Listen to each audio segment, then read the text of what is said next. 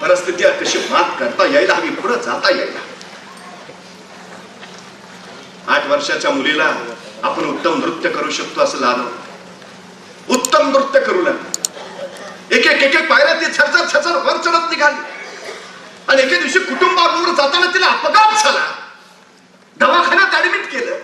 दुर्दैवानं निर्जंतुकरण न केलेलं इंजेक्शन तिला देण्यात आलं आणि तिचा सगळा पाय नासून गेला. मांडीपासून पाय कापावा लागला.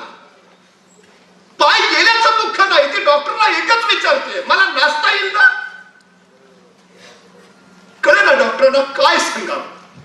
ध्येय निश्चित आहे तिचं, अडचणी येतात, संकट येतात, हो माहिती आहे. पण मी रडणारी नाही, मागा फिरणारी नाही.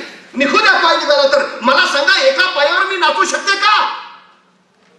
डॉक्टर सेठी त्यांच्याकडे तिला नेलं. जे जयपूर फ्रूट बनवतात, पाय बनवतात.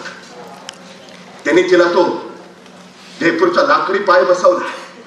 पाय बसवल्याबरोबर त्या मुलीनं विचारलं, मला एक सांगा, या पायाच्या बळावर मला उत्तम नाचता येईल ना?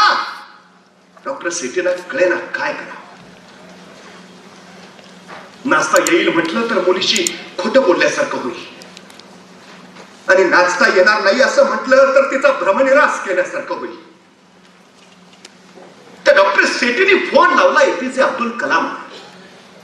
एपीजे अब्दुल कलामांना डॉक्टर सेठी म्हणाले, माझ्या मुलगी आहे, प्रगाढ आत्मविश्वास, नृत्यकलेत तरवेच आहे, बिजली, पण नियतीनं तिचा पाय हिरावून घेतलाय.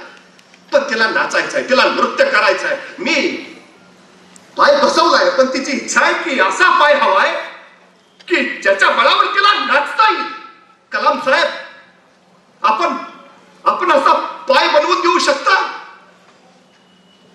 आणि त्या इंग्रजाच्या मुलीसाठी एपीजे अब्दुल कलामाने ते शिवधनुष्य बनवलं.